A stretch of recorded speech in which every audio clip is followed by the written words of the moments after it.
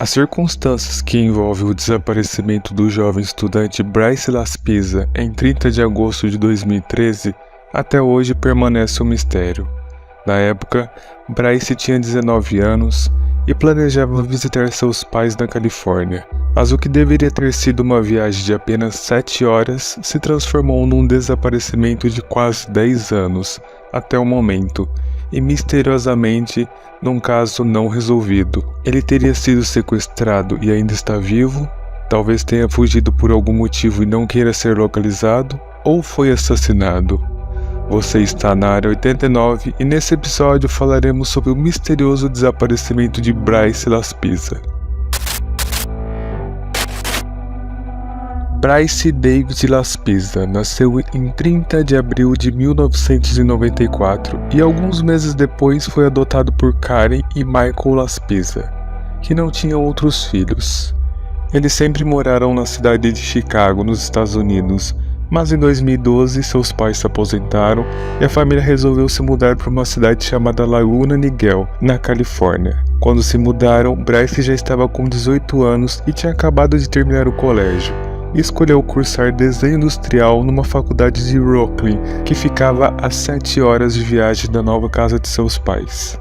Por conta da distância, ele precisou morar no campus da faculdade. Lá, ele se adaptou muito bem, passou a dividir um apartamento com outro estudante, fez vários amigos e também começou a namorar uma garota chamada Kimberly Sly. No geral, ele estava vivendo a típica vida de um estudante: aulas, amigos, festas e liberdade. Ao final do primeiro ano, Bryce foi para a casa de seus pais passar as férias em maio de 2013. Tudo parecia normal. Bryce e seus pais eram muito próximos e tinham uma abertura muito grande para conversar sobre tudo. E ele nunca foi o tipo de filho que se revoltava ou causava algum tipo de problema. Após passar os meses de maio, junho e julho com os pais, Bryce voltou para o campus 2 semanas antes das aulas retornarem. No entanto, no dia 23 de agosto, os pais de Bryce receberam uma ligação da namorada dele. Aquela foi uma chamada rápida, no qual ela queria explicar algo sobre Bryce estar agindo de forma diferente, parecendo ser outra pessoa. Ela nunca havia ligado para os pais dele até então, e eles, é claro, acharam a ligação um pouco estranha.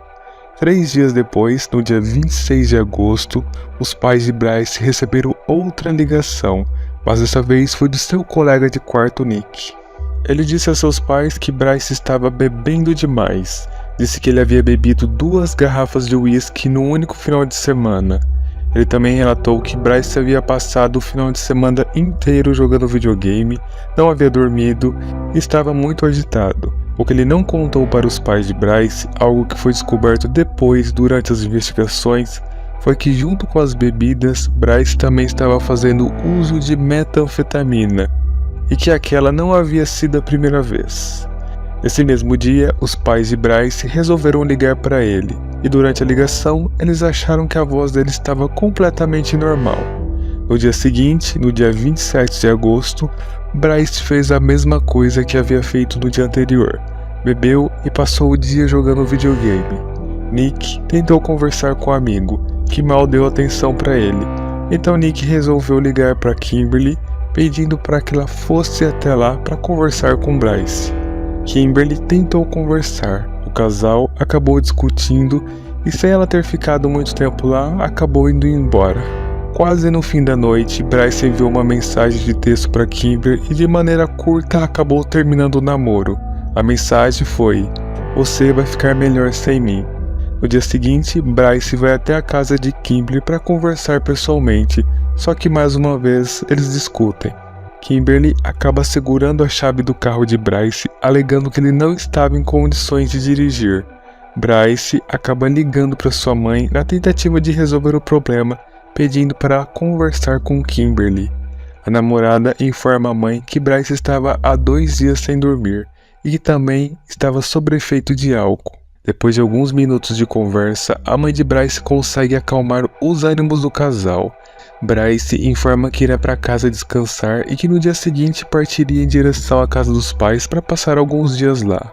Na manhã seguinte, sua mãe recebe uma ligação às 8 horas da manhã. Ela se surpreendeu com a voz de um homem dizendo que era da seguradora do carro de Bryce, informando que havia recebido diversas ligações. Bryce havia ligado durante a madrugada para a seguradora, mas o serviço estava inoperante naquele momento. Então, eles estavam retornando as ligações, só que Bryce não atendia, e após desistirem de ligar para ele, a empresa resolveu entrar em contato no telefone secundário da pólice, no caso, o número da casa dos seus pais.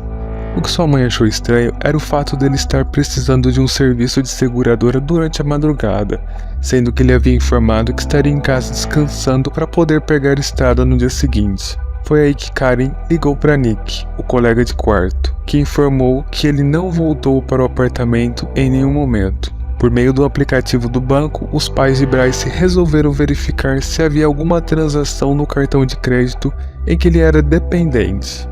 O casal constatou que houve um pagamento realizado durante a madrugada em uma borracharia próxima à rodovia na cidade de Bottle Willow.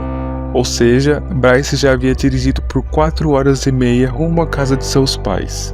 O casal fez uma consulta na internet e, por meio do nome da borracharia, conseguiu localizar o endereço e o telefone do local. Eles então ligaram e foram informados pelo dono da borracharia que Bryce havia ligado perto da 1h30 da manhã, dizendo que havia ficado sem combustível. Ele então levou 3 galões de gasolina até o local em que ele estava parado. Após falar com o dono da borracharia, a mãe de Bryce tentou ligar novamente para o filho, mas ele não atendeu nenhuma das suas ligações.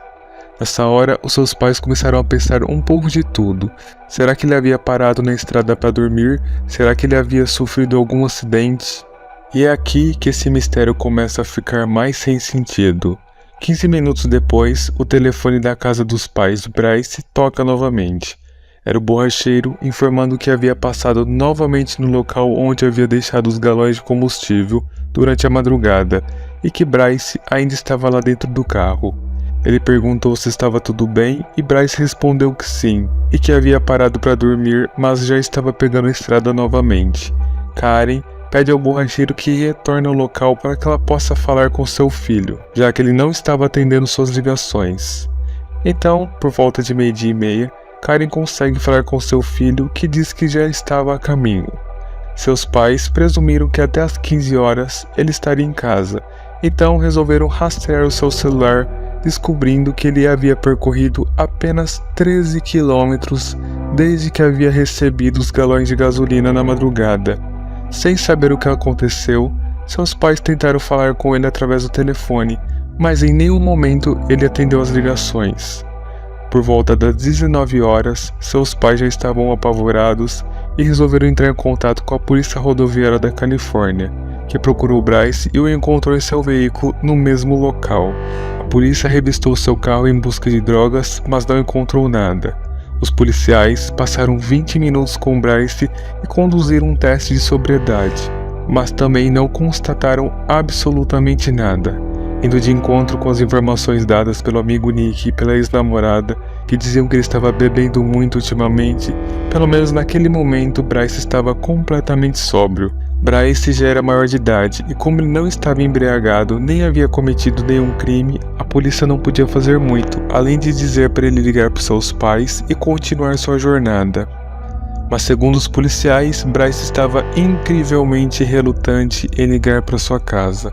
Então, a polícia discou um número para ele e fez ele falar com sua mãe por volta das 20 horas.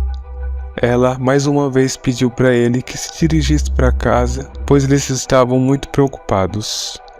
Durante esse tempo, ele ficou em contato com os pais pelo telefone e sempre que perguntavam onde ele estava ou pediam algum ponto de referência no caminho, ele só respondia: "Segundo o GPS, vou estar aí às 23h13.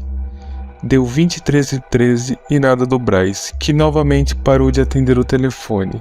Conforme os registros de cartão de crédito, às 23 horas, Bryce parou num posto de gasolina e comprou uma bebida de $1,71.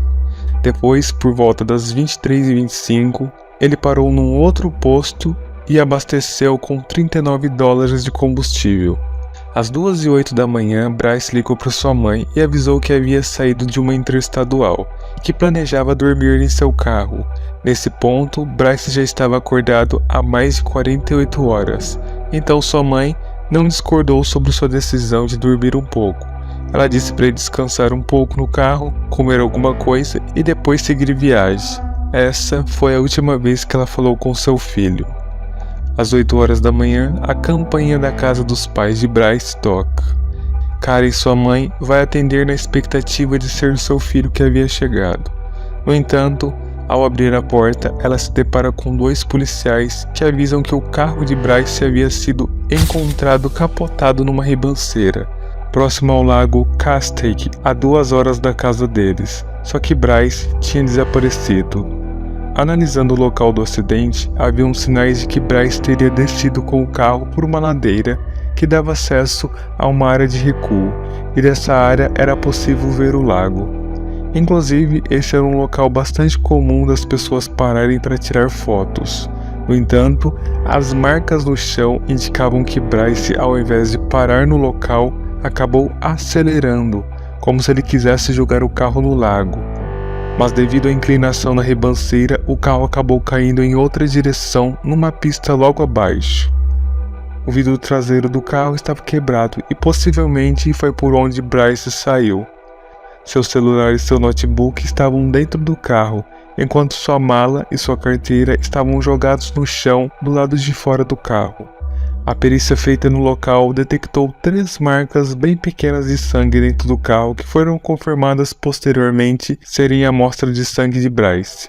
No entanto, essas marcas eram tão pequenas que não indicavam serem resultados de grandes ferimentos.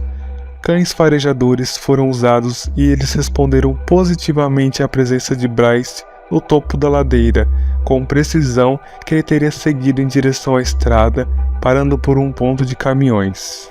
E mesmo com essas pistas, buscas foram feitas em solo pela guarda florestal, como também em helicóptero e mergulhadores do lago, só que mesmo assim, nada foi encontrado. Um fato que intrigou bastante a polícia foi que durante a investigação, seu amigo de quarto Nick comentou que um dia antes de desaparecer, Bryce havia simplesmente lhe dado seu videogame e alguns outros pertences pessoais. Nick achou aquilo estranho e perguntou se ele iria embora e abandonar a faculdade. Bryce disse que não, que estava dando tudo aquilo porque Nick era seu amigo. Embora Bryce não tenha sido encontrado, as investigações trabalhou com 3 teorias, sendo que nenhuma delas pode ser 100% confirmada. A primeira teoria diz que Bryce já estava planejando tirar sua própria vida, e se esse for o caso, onde estaria o corpo? A segunda teoria diz que Bryce queria começar uma nova vida, desaparecendo do mundo e adotando uma nova identidade. O fato dos cães farejadores terem levado os rastros de Bryce até uma parada de caminhões demonstra que provavelmente aquele foi o início de sua nova vida. Eles acreditam que Bryce pegou uma carona, foi embora e não quer ser encontrado. No entanto, não foi possível encontrar nenhuma motivação para isso. Uma terceira teoria diz que ele poderia ter batido a cabeça durante o acidente e ter tido amnésia. Eles acreditam que Bryce está vivo e em algum lugar. No entanto, é bem estranho pensar que quase 10 anos depois do seu desaparecimento, ninguém tenha visto o rapaz com as descrições de Bryce. Ruivo, 1,70 m e com uma tatuagem de touro no braço esquerdo, algo que ficou bastante evidente através das fotos espalhadas nos jornais.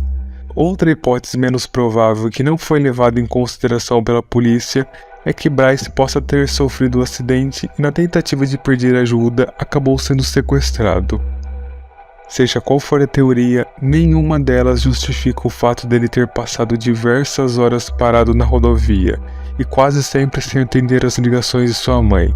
Também não justifica ele ter dado seus pertences para o seu amigo, um dia antes de sumir. Karen e Michael sofrem até hoje com o desaparecimento do filho, inclusive com o julgamento de pessoas que culpam eles por não ter ido verificar pessoalmente a situação. Bryce Laspisa está desaparecido há quase 10 anos e a família e amigos ainda têm esperança de saber algum dia ao menos o que aconteceu com ele.